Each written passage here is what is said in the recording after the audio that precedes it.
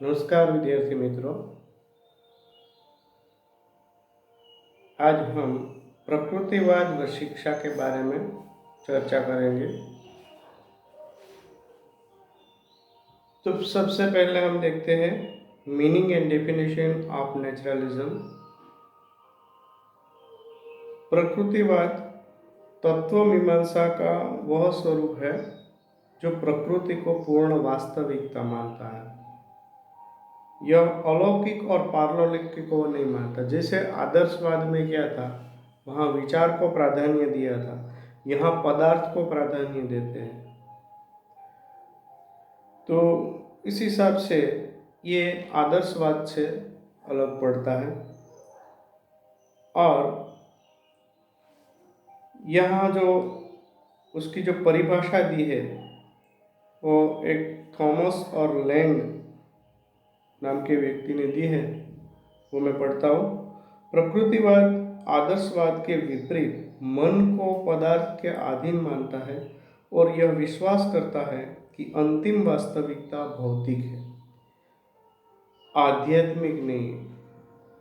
तो प्रकृतिवाद ने आध्यात्मिकता का छेद उड़ा दिया है, वो भौतिकता को मानता है।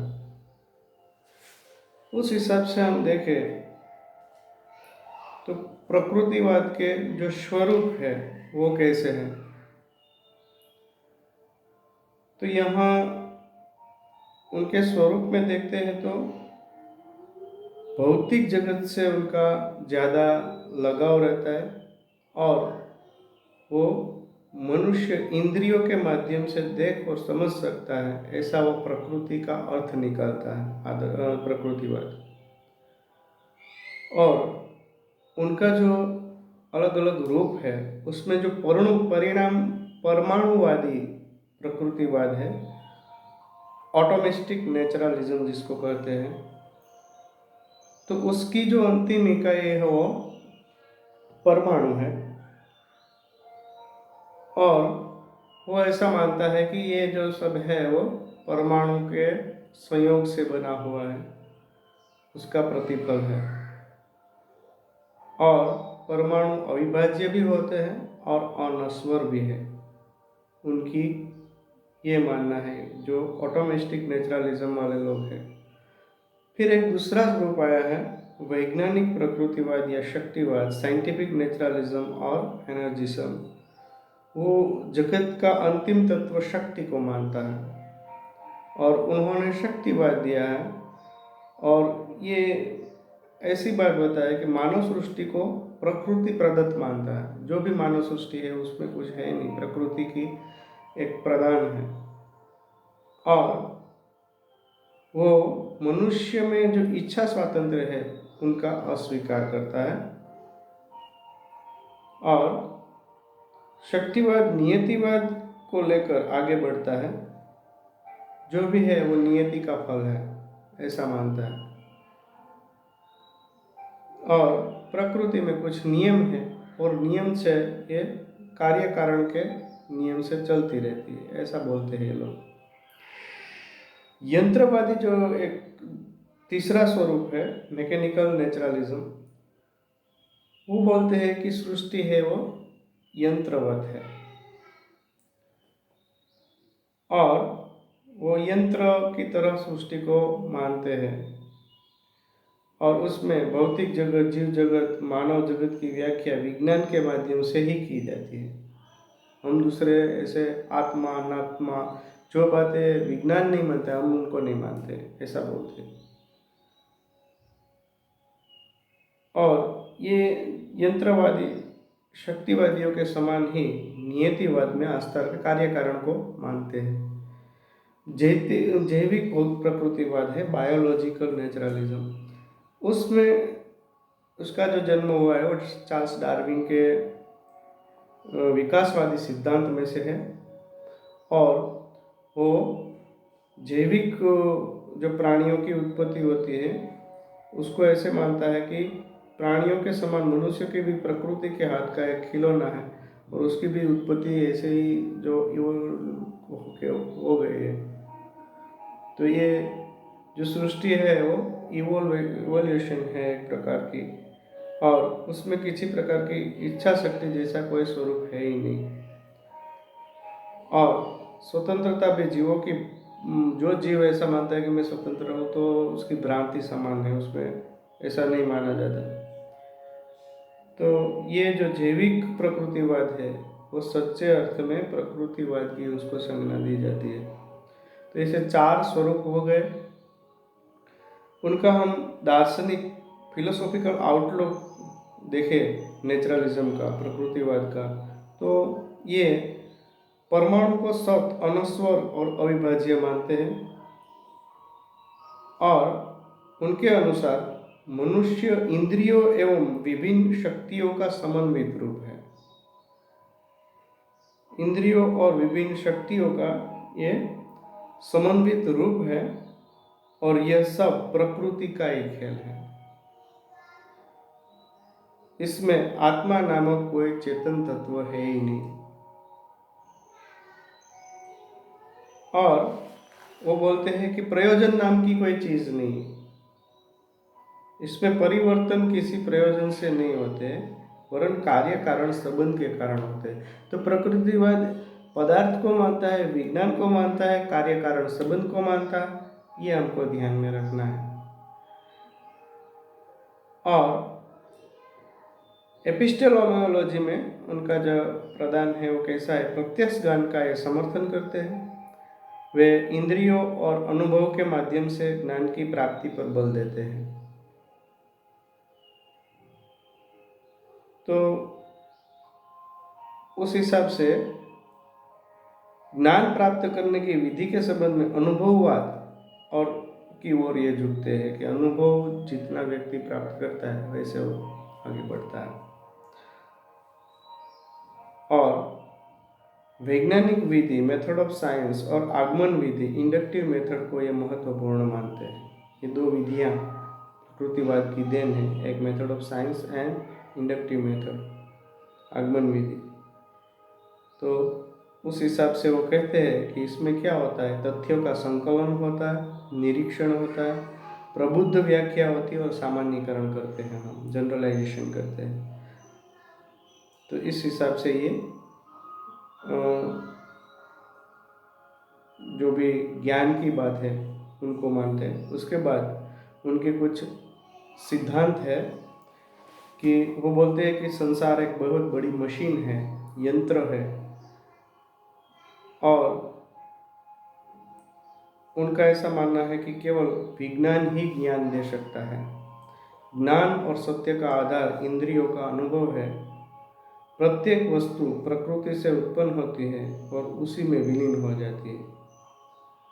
वास्तविकता की व्याख्या केवल प्राकृतिक विज्ञानों द्वारा ही की जाती है। प्रकृति के नियम अपरिवर्तनीय हैं। अपरिवर्तनीय प्राकृतिक नियम सब घटनाओं को भली स्पष्ट करते हैं। विकास की प्रक्रिया में मस्तिष्क एक घटना है। यह उच्च कोटि के जीवों के अधिक विकसित नाड़ी मंडल का समूह है। मनुष्य के सांसारिक जीवन की भौतिक दशाएं विज्ञान की खोजों और मनुष्यों के आविष्कारों द्वारा ही बदली गई है। नैतिक मूल प्रवृत्ति, जन्मजात अंतरात्मा, परलोक, वैयक्तिक अमरता, चमत्कार, ईश्वर कृपा, प्रार्थना शक्ति और इच्छा की स्वतंत्रता, ये सब भ्रम है, ऐसा मानते हैं। और प्रकृति अंतिम सत्ता या वास्तविकता है। समस्त वस्तुएं पुद्गल या पदार्थ से उत्पन्न हुई है, ऐसा मानते हैं। अब हम देखते हैं एजुकेशन के बारे में उनका क्या ख्याल है। तो शिक्षा में प्रकृतिवाद का आंदोलन किसने लिया था, तो ये प्रश्न भी आ सकते हैं। तो बेकन और कॉमेनियस, ये 2 व्यक्ति हैं, उन्होंने शुरू किया था प्रकृतिवाद को। और रूसो है, उन्होंने उसको चरम सीमा तक पहुंचाया। और उसके फलस्वरूप अपनों को कुछ ऐसे सूत्र मिले हैं, प्रकृति का अनुसरण करो, फॉलो नेचर। तो ये कम्युनिस्ट का प्रदान है कि प्रकृति का अनुसरण करो। फिर बालक की केंद्रीय स्थिति क्या होती है, उसके बारे में सेंट्रल पोजीशन ऑफ चाइल्ड क्या होती है, तो उसके बारे में वो कहते हैं कि बालक को बालक न कि वयस्क मानकर शिक्षा देने का कार्य करना चाहिए। उनको कहना है कि प्रकृति उनको मनुष्य बनने से पहले बालक के रूप में चाहती है, तो वो बालक ही रहने दो उनको। उसमें एक व्याख्या है रॉस महोदय की कि प्रकृतिवादी शिक्षा के क्षेत्र में प्रमुख स्थान बालक का है, न कि शिक्षक, स्कूल, पुस्तक या अध्ययन की वस्तु का। एक तीसरी बात उन्होंने बताई है फ्रीडम नेसेसरी फॉर चाइल्ड, बालक को स्वतंत्र रहने दो। और उसमें कमेनियस कहते हैं कि प्रकृति ठीक समय पर जो भी काम करती है वो उसका समय आने से ही वो काम करती है। और वो विश्वास करते हैं कि बालक अच्छा प्राणी है, खराब नहीं है, जन्म के समय अच्छा होता है, और यदि भय, घृणा की सब बातों को दूर कर दिया जाए बालक में से, तो वह अच्छा ही रहता है, खराब नहीं बनता है, अच्छा मनुष्य बन सकेगा।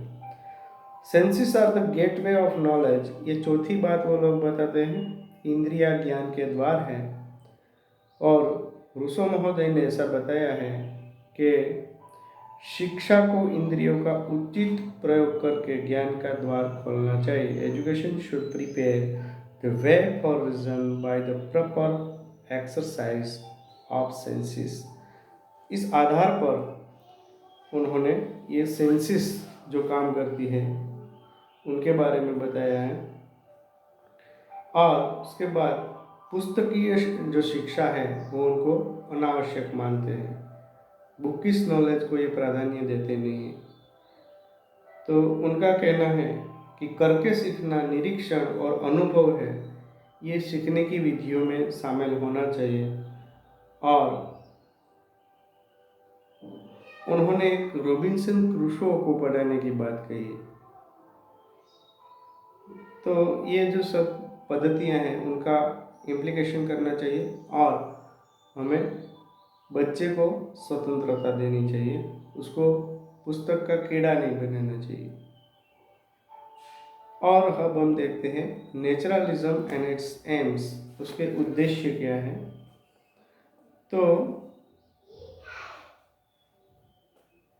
वो कौन कौन से उद्देश्य में मानते हैं यहाँ हम देखते हैं। तो जो पदार्थवादी प्रकृतिवादी जो है व्यूज, उनके जो पदार्थवादी लोग हैं उन्होंने कोई शिक्षा के उद्देश्य नहीं कहा है।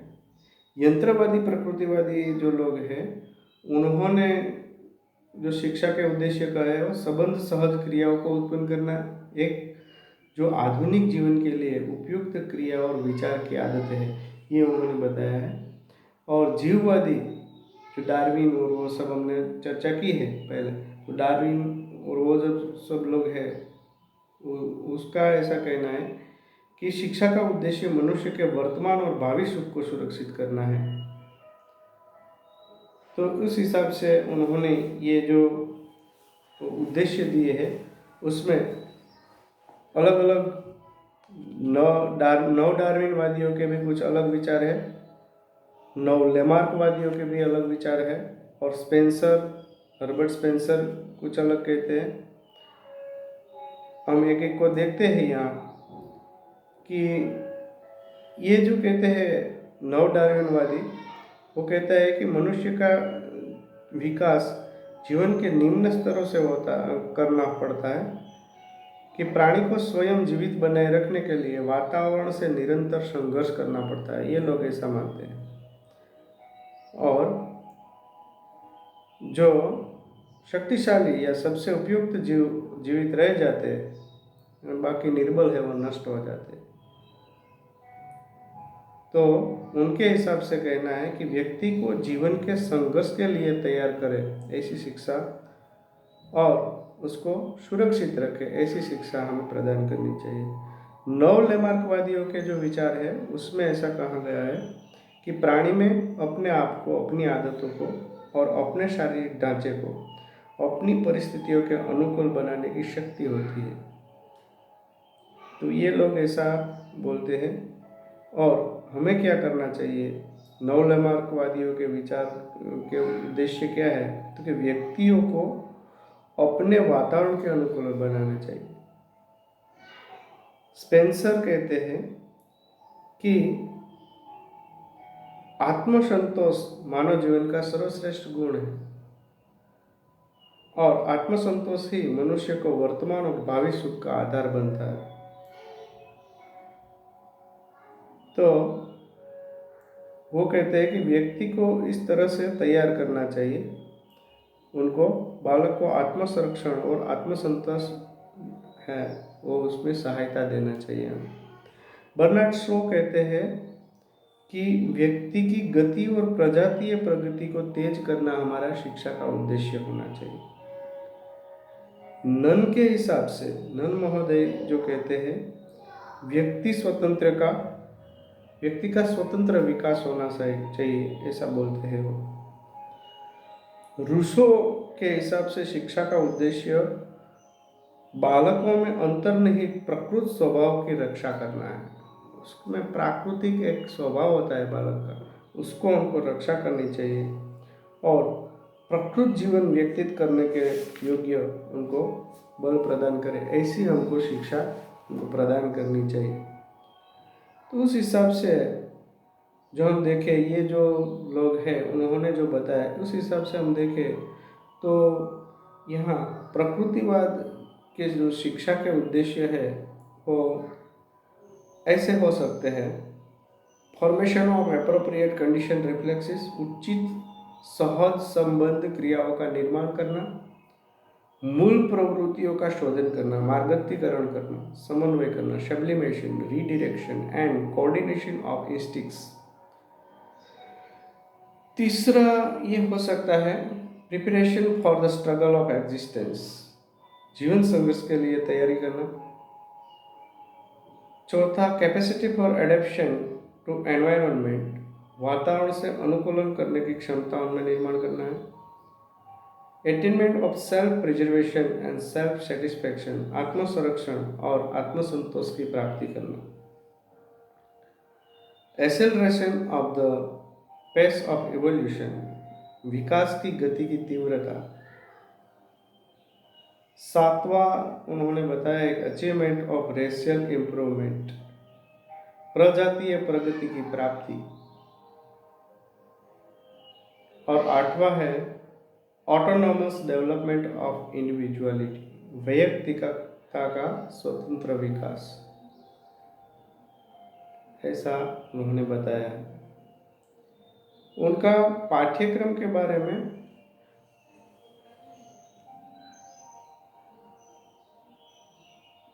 हम आगे देखेंगे दूसरे